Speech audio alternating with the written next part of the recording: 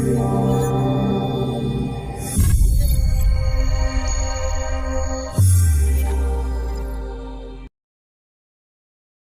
guys, Ryan with Premiere. So, I would like to share a story with you.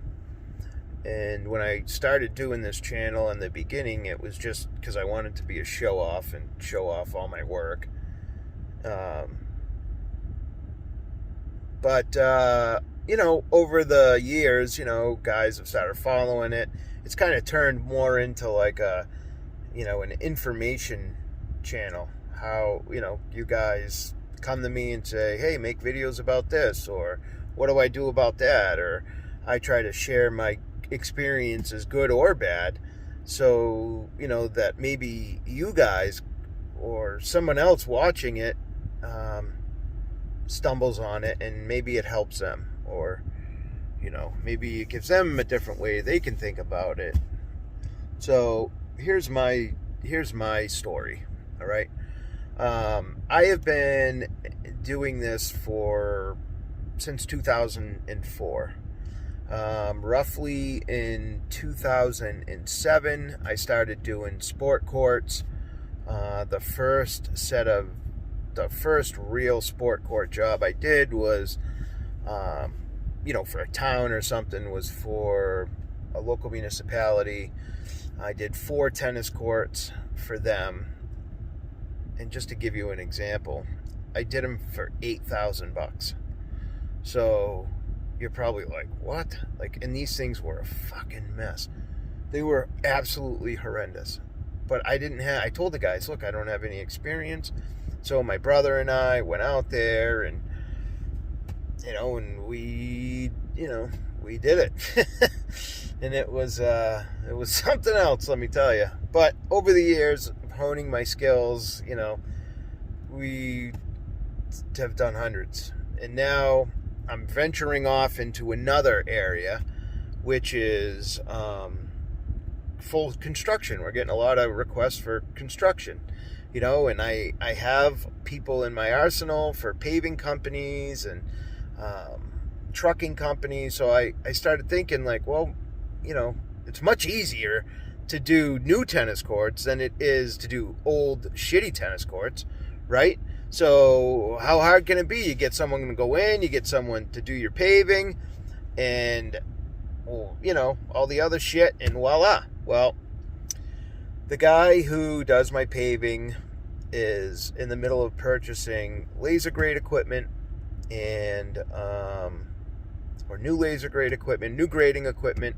Caterpillar, because of the COVID thing, is on like some kind of back order thing, so they're dicking him around when it comes to this. So I have a couple jobs going on. One of them happens to be up at the Hanscom Air Force Base in Bedford, ripping out 2 tennis courts, and that's like a complete job, like fencing, the whole 9 yards. We're doing all of that. Pulverizing the asphalt in place. And then I had this other job over at a country club in Shrewsbury or Boylston, where they had 2 hard true clay courts.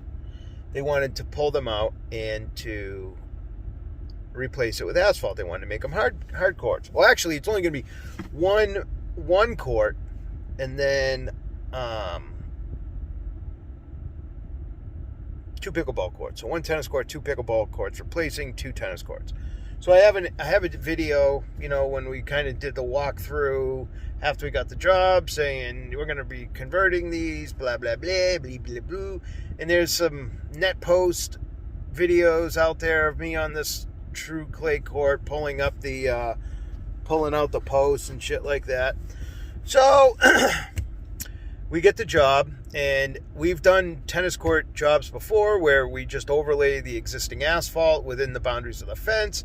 So this is, a similar job. We just have to remove the clay, bring in some more grade base, and then pave it, So, but this is on like a weird slope, and I needed to make sure that the grade was fucking good, because I didn't want any issues, So, and this is probably the job that I didn't have to worry about using a laser grade on, because the whole fucking pitch of the job, like if this is flat, right?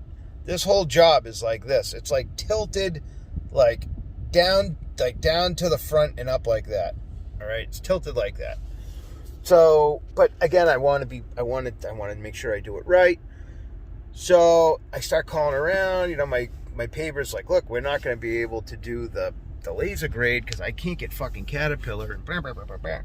So I wind up reaching out to somebody else, and I say, who can I use, And they're like, use, and so I call and leave them a message telling them, hey, look, I got this job going on up at this country club, and I got another job going up at the Air Force Base, and I'm gonna need a guy, and yada yada yada. So he says, no problem. Well, he doesn't say anything. I just leave him the message. If I can digress a little bit, when we were doing this job, there's a local tennis court company called Westboro Tennis, and they decide that they're going to stop and watch us as we're pulling the clay out of this court, which is completely fine with me. I don't care. I wish the guy would have got out and shop talked with me. I love talking to people in this industry. I just, I'm young in this industry. I like this. These people have been around for a long time. I respected them. So I just thought, I don't know, this is going to be, I don't know, get out of your fucking truck and come talk. You're sitting on the fucking side of the road watching me in the rain like a dope. So they did that a couple days. They watched, and whatever. So now going back up to the grading thing, this guy calls me back. He calls me back, and he goes, hey, listen, I got your message, and I'm really sorry, but I had to call Westboro Tennis because I do a lot of their grading. Matter of fact, I do 99% of all of their site work, if not 100% of their site work. And I called them, and apparently they put a bid in on this too. They didn't get it. And the impression that I got from the guy was, if I ever want to do any work for them again, I can't do this job for you now. And I was like, that's fucking petty, huh? Well, that's fucking petty. So you're going to have a fucking guy, you're going to have a company look at you and say, you can't make money. Fuck you, fuck your family. Don't go make that money. No, you work for us, so you don't work for anybody. The guy was like, look, they're not going to be around for that much longer. I have a feeling he's going to be getting out of the business in a few years, and maybe we can hook up. But it's like, fuck you, dude. Fuck you. I was very nice to the guy and was just like, hey, look, it is what it is, and I'm sorry, and I understand where you're coming from. You got to protect your livelihood, and this sounds very petty, because and then I had to call the customer and go, hey, look. And I fucking threw them right under the fucking bus. You bet your fucking ass I did. I said, hey, look, this is what's going on, okay? I reached out to the grader and asked him, about this job. And he looked at me and said, no, because Westboro Tennis bid on it too, and it'd be like him shooting himself in the foot. And Westboro Tennis doesn't want him to do it, so he's not going to do it. Or maybe Westboro Tennis didn't say anything about him not doing it. He just doesn't want to piss them off, which is fucking completely ridiculous. Yeah, completely ridiculous, because if this guy is his own businessman and he does his own thing, then you go where the fucking money is, all right?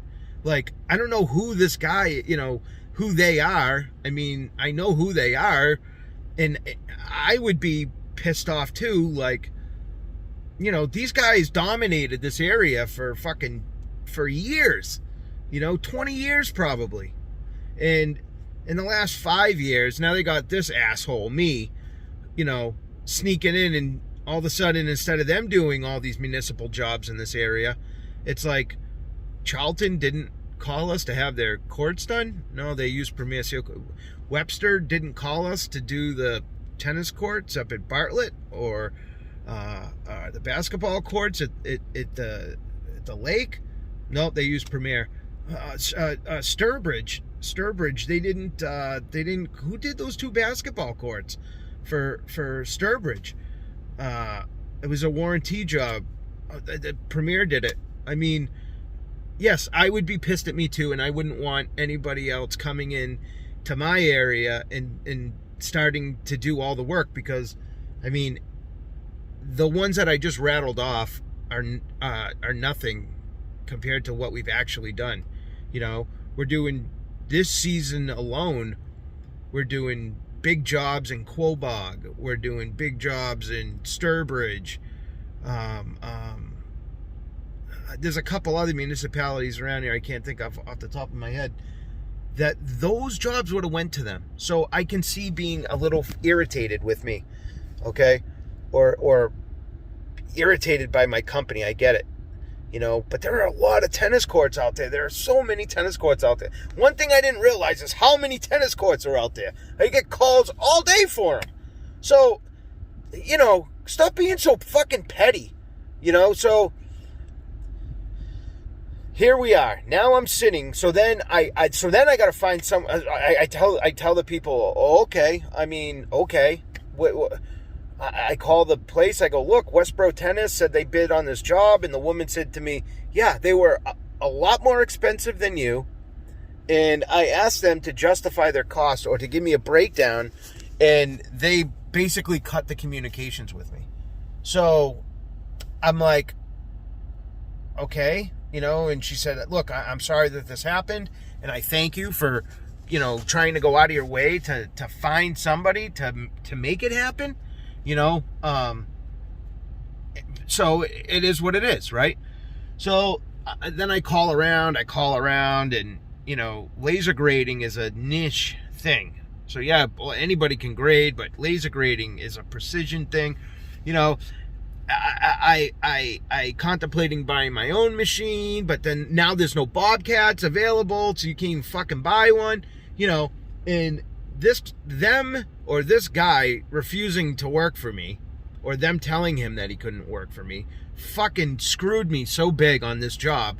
Not just my reputation, but the job itself. Because I fucking dug out all the clay, which is the sponge of the surface, right? And I had a fucking dirt lot out here.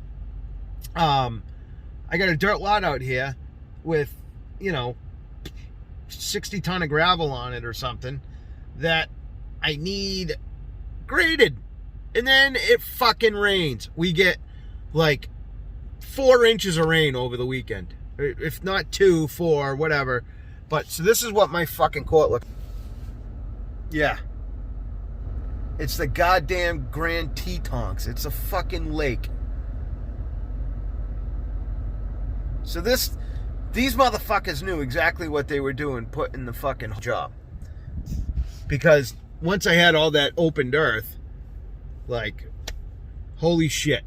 And now it's a holy shit moment. So I got another guy who's a laser grader. He's coming over here now to meet me. And I don't know what kind of news he's going to have. I know he's going to say he can't touch it until it fucking dries out. And it's going to be 90-something degrees this week. And a relatively dry week. So I'm hoping that this thing does dry out. But who the fuck knows? So that's the story. And I wish it didn't. And so that's the story. Now you know the story. And if you're out there and you see this, you grimy sons of bitches, you know, karma is a bitch, you know. I mean, I'm more than happy to work with anybody from my industry. You guys know, you guys send me messages all the time. You guys fucking call me. You find my phone number and you call me and ask me questions, and I give you all the time in the world, you know. I am not petty. I am not a guy who has to screw other people over or cut other. Listen, I'm here to help. I'm here to help.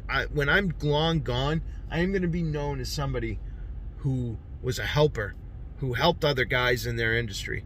I'm not going to be known as a crybaby who piss and moan because you didn't get any job or get a job. I will go on Facebook and put your pictures of your horrible work up. If I bid on the same job and they went with you and then you went in there with your low price and you fucking made the place look like dog shit, oh, you bet your ass I'm going to make a video about it and I'm going to post pictures online. I'm going to call you out. And if you think that's petty, then you think that's fucking petty. All right? But it's not. It has everything to do with me pointing out that you do shit work. It has nothing to do with, me trying to feel better or make myself feel better because I didn't get the job or whatever. All right? So fucking fuck yous.